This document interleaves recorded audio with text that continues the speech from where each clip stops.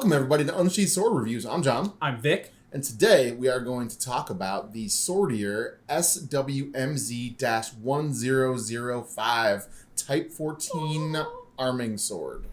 Nice.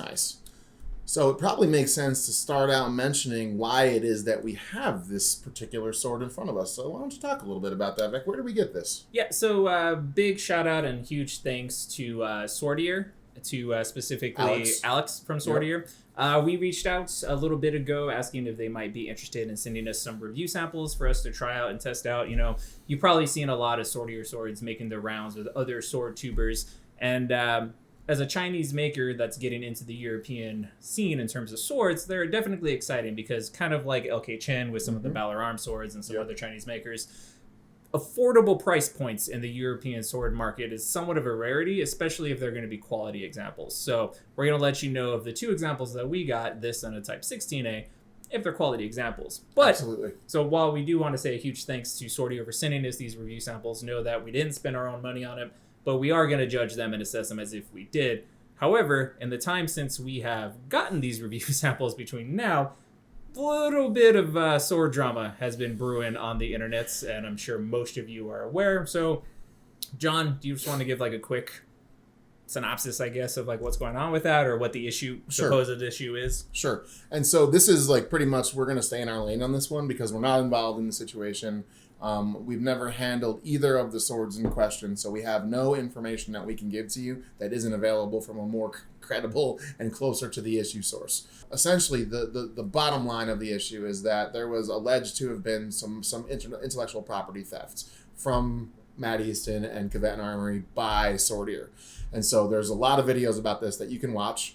How important that is to you and what you decide that you want to do about that is up to you. We will put links to all of the relevant videos below, starting with Matt's video where he basically states his allegations, and then Alex's response video, and I believe there's a couple of back and forths on that. So we'll link all those videos to you, and then you can decide, you know, how educated about this issue you want to be and how much you want to let the potential theft of intellectual property dictate whether that's a manufacturer you want to deal with. So, but we're going to stay out of that issue because it really doesn't have anything to do with us. Right, and I think you hit the nail on the head. I feel like for some people, this is going to be an automatic DQ and they'll never buy anything from Swordier, and that's totally fine. And some people just want a really good functional sword and they're not so concerned with those kind of things. And that's fine too. It is on you how you spend your money. That is your decision. We just want to give you all the information that we have available to us. Right, so what we have in front of us is a Type 14 Arming Sword, and from my understanding, there's been a couple different iterations of this one. There is kind of a heavy version, a light version, and then kind of a Damascus version. Is that correct? Yep, absolutely. And from my understanding, correct me if I'm wrong in the comments, I believe the lighter version, which is the one we have in front of us, was actually redesigned with the aid of Philip Martin. So, perhaps unsurprisingly, that should lead to a sword that handles really, really well. We'll get to that in a minute. But in terms of overall aesthetics and fit and finish for a $300 sword, John, how do you think they did? You know, I think that it kind of depends on what lens you want to look at this sword through, whether or not they did a great job with the aesthetics and the fit and finish. I think if you look at it through the lens of it is a definitely European-looking arming sword, they did a really nice job. The grip, I think, punches above its weight class. I think that the peen looks good. It's visible, but uniform and square and well done. I think that the blade is dynamite in terms of how it, performance, which we'll talk about later, but just in terms of the way it's got a uniform bevel all the way down. It doesn't have any secondary bevel on it at all. The fuller is pretty symmetrical and, terminates pretty, it does what a quote-unquote Type 14 fuller should do for the most part. So I think if you look at it from that lens, that you're going to get a well-performing sword that looks really good, you're going to be happy. If you're looking for this to be an authentic replica of a Type 14, I think you're going to be somewhat disappointed because I do think there are quite a lot of things about it that are not authentic. The first of which is the pommel. It should have a wheel pommel on it. All Type 14s have wheel pommels on them. This is not a wheel pommel. It's a historically accurate pommel. A lot of Type 12s had these on them, but it is not accurate for a Type 14. Additionally, it is a very, very, we're going to talk about this in handling. It's very light and fast, so probably lighter and faster than it should be. And also, the termination should probably be more lenticular than diamond shaped the way it is. Mm-hmm. It can have a central riser in the middle of it. Some of them do, especially the later ones, but it shouldn't be as pronounced as this. Yeah, really flat. Yeah. So I think those are the two filters you need to decide which one you're going to look through about how happy you're going to be about the aesthetics of this sword. Mm-hmm. If you're just looking for a good backyard cutter that doesn't have to hit all the exact accurate historical marks, you're set. If not, and there are people that we know that we respect, whose opinions we respect, that say if the sword is going to do anything well, it should go for that historicity. And so whether you agree with that or not is up to you, but I think those are the two lenses you can look at this through. What do you think, Vic? No, I agree with everything you said. Pretty much any aesthetic nitpick that I had, you already kind of hit the nail on the head. Yeah. I do think at a glance, just looking at this, immediately, yes, looks medieval European sword. Looks like a Type 14 even. It does. But you're right, it kind of falls short when you start looking at little details like you mentioned. That said, though, like John said, what you are looking for in a budget sword, what matters most to you, it's on you to decide that, right? We have some friends that we're really close to whose opinions we respect, that as long as the sword handles the way it should be, that's the number one thing to them, right? So I kind of fall somewhere in the middle. My most important thing on a very budget-oriented sword is don't fall apart on me. Don't break. Don't come loose. Like, be functional. Be safe. Like, that's what I want more than anything, and I want to be able to take it out and use it. On top of that, if it at least looks vaguely close to the sword that it's trying to emulate, then that's a win. So for me personally, this is close enough. This is close enough to a Type 14. Yeah, I would love for it to be in lenticular, cross section. Yeah, wheel pommel will be better. That said, though, for the price, having an octagular pommel, you don't see that very often. That's not terribly common on even more expensive swords. So to actually get one at this price point, and a fairly well-shaped one, you know what I mean? Like, yeah, it doesn't look cheap. It's pretty crisp. It looks good. Even the blade, that central ridge wavers a little bit, but it's pretty good for the most part. So I think just at a glance, the sword works for me. Like, it feels like a sword, and it feels like a European army sword, which I think that's all you really need at this price point, for me personally. So I completely agree, and I think that any of the nitpicks I have would be valid nitpicks and things that I'd be upset about if this was a $700 sword. Yes. Or an $800 sword. But at the price point it's at, I don't think you have any grounds to complain about fit and finish or aesthetics whatsoever. And that's the thing we've talked about in previous videos also, at this price point, expectations. Yeah. $300 versus $1,300 are very different expectations, at least for me personally. So I feel like in terms of the aesthetics and fit and finish, it's right exactly. Like, not even where it needs to be. It's kind of punching above its weight class, I tend to think. I agree. Also, the grip. So the faux leather that they use, I think it feels pretty nice in your hand. It's not going to be cord wrapped and, look as pretty as higher end grips do. In fact, it has some pretty pronounced stitching going down one side of it. Doesn't look bad. It is a little different than some grips that you're used to, but we've reviewed some budget swords that have way worse grips. Like this is perfectly fine this is better than it should be for the price, I think. But just the pronounced stitching is not something that aesthetically is very pleasing to me personally, but I think it's fine. Sure. I agree with you definitely. I think, we've talked in the past that when you sell a sword for $300, there's going to be corners cut someplace. Obviously, the corners that they cut here were in the leatherwork.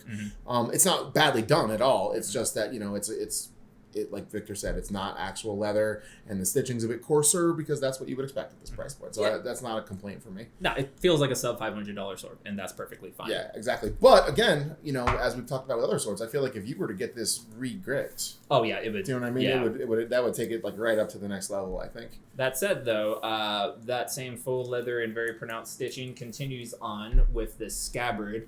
I will say, it is a nice looking scabbard for the most part. It's a bit thick. I don't know if you guys might be aware or not, but most medieval scabbards were really, really thin in terms of the wood that was used. But it's fine. It feels super sturdy. The faux leather feels good on it. It has this little decorative bit right here that you could use to hang onto a sword belt if you have one. I think this faux leather, plastic, whatever, this is the cheapest part of the entire sword. It's like patent leather is what it kind of feels like a little kid's dance shoes. It feels very, very cheap. It does. Aside from that, though, the scabbard's really nice, matches the sword pretty well. Like, I dig the package. I agree with that for sure, but I do think that the fake leather around here kind of takes away from the overall aesthetic. I would actually rather not have a frog on it, or whatever you want to call these things, to hang. I'd rather have it just be a scabbard that I can attach my own onto than to have this here. Yeah, if I bought this sword myself, I'd probably rip that off. Agreed. And just buy a sword belt. And like you can tell as I'm holding it, like It's you can moving. actually spin it around. Yeah. So yeah, that would just get yoinked off, I think, if it was up to me. Again though, $300. So $300. And it is a wood core scabbard. Yep. So I mean, really nothing to complain about there. Yeah. So yeah, zero complaints. And I think honestly, minus this thing, it's as nice as like a dark sword scabbard. yeah, no, it's fine. Yeah, it's perfectly fine. It's just that little thing takes away from it a little bit. But so let's transition on to where I think we're going to agree where the sword really shines is the handling. John, what'd you think? So again, I think that as a backyard cutter, this is a fantastic backyard cutter. It is light, it is fast. It comes in at, the weight is 2 pounds, 13.7 ounces. The part that's remarkable though is that the center of balance, or point of balance, is only 2.6 inches out from the guard. So this thing really, like, you can put the point pretty much wherever you want it to, and it moves really, really quickly. But again, that's probably not quite historical. You'd probably, in an actual Type 14, it would probably be at around 3.5, 4 inches point of balance, because you do want some good nightly percussion going on if you smack somebody in the melon with it. But yeah, what do you think, Vic? Yeah, this sword is ridiculously fun to use. First of all, sharp as hell out of the box. Like very, very good edge. Very good edge geometry. It is not quite hair popping sharp, but damn near. I was pulling off clean standing cuts immediately out of unboxing this thing.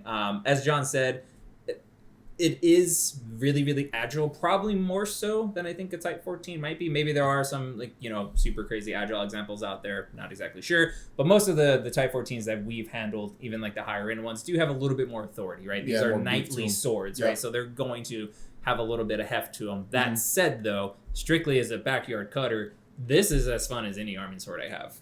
It moves well. You can put the tip exactly where you want it. You can pull off double cuts with it. Everything about this is fantastic in terms of its intended purpose, which is backyard cutting. And I'm going to build upon that point and say real quick that because of its incredibly low price point with how fun it is, this to me is like the perfect sword where if you have friends coming over that aren't big into swords, that don't really know the difference between like what they should or shouldn't feel like, and you don't want to, they think a medieval sword equals crowbar, and you don't want to hand them a $1,500 sword. Give them this. Let them have at it. They're gonna have a good time. Like this is a great freaking sword for that. I completely agree with you. I couldn't have said that better. The other thing I really like about it as regards handling is the leather aside, or fake leather aside, I really like the grip on this sword a lot. I feel like for me, it is just long enough that my hand really locks into place really nicely, and the placement of the riser just really suits my hand, like my hand structure perfectly. So that'll be, your mileage may vary with that, but for me, it really feels good in my hand. So to me, if you were just to replace that leather with a higher end leather, like you'd have a serious killer sword here. So yeah, everything Vic said is absolutely true. So yeah, that this is really, really fun to move around. Like way more fun than I think it has any right to be for the price. Agreed completely. And like we were talking about, like if you're like a sword and buckler kind of person, it feels like this would be a really good that kind of sword. Because yeah, if you're fighting somebody that's unarmored, this would be really, really fun. yes, it would. Yeah, definitely. All right. Well, so we think it, looks pretty good. Checks a lot of boxes in terms of historical accuracy. Not the best, but to be expected. Handles really, really well. John, what do you think then? $300? I think like $329 is what's at the site, something like that. $299. $299. Okay, so $299 US. So yeah. To me, I don't know that there's a better package for $300 that you can get. I mean, the scabbard is nice, and it does the job that you need a scabbard to do. The sword performs beautifully. For this price point, I cannot think of one serious complaint I have. Yeah, even comparing this to mid-range swords, I think it compares favorable to most European mid-range swords. Like if I'm dark sword, I'm nervous about this. Yeah, this quality, this good looking of a sword for this kind of price point that handles this well. Yeah, this is exactly what, if you're a person that your price point is entry level, sword money, this is a thing to be really excited about, because this is a fantastic sword. So Yes, I completely recommend this sword. Yeah, I would put it on the same level of quality as like the work that LK10 recently did for Baylor Arms with their swords. Yep. I feel like it's exactly on that level of quality as regards really everything about it. Yeah, it's especially even the grip's very similar. Yeah, they make the same sacrifices to keep the price low, and it's just it's a good value for your money, I think. Yeah. So of course you do have to figure in that other factor, the intellectual property issue, and do look into that, but on its own merits, it's a great sword. I can't think of a better package for this money. Yep, strongly agree. And so thanks again, Swordier, for sending us this and the other sword that we'll be reviewing here shortly. That'll be our next review. Will be the Type 16A from Swordier, a long sword. Have a little bit more to say about that one. Yep. Still a good sword though. Spoiler alert. But yeah, anything else, John? No. So just thanks for watching. And one thing to comment on is we can look at our metrics, and we see that a lot of the folks that right now are watching this video right now, yes, you in the blue shirt right now, are not actually subscribed to the channel. That is true. And we would like you, if you don't mind, to remedy that. So yes, if you could click that like and subscribe, it would really help us out a lot, and we would appreciate it. Yes, and you would become one of my favorite people in the whole wide world. Also, another thing to note real quick is we've listened, we heard you. We have a review of the Milan, the Vision Type 14 coming out. And if you're a fan of the channel, we've previously reviewed the Todd Cutler Type 14. What does that you say? 3 Type 14s? 3 different price ranges? Yeah, no. I smell what you're cooking. Comparison video. Yeah, that sounds like a comparison coming up down the line. Stay tuned for that, too. But yeah, thanks for watching. Be sure to like, subscribe, hit the bell for notifications. Peace.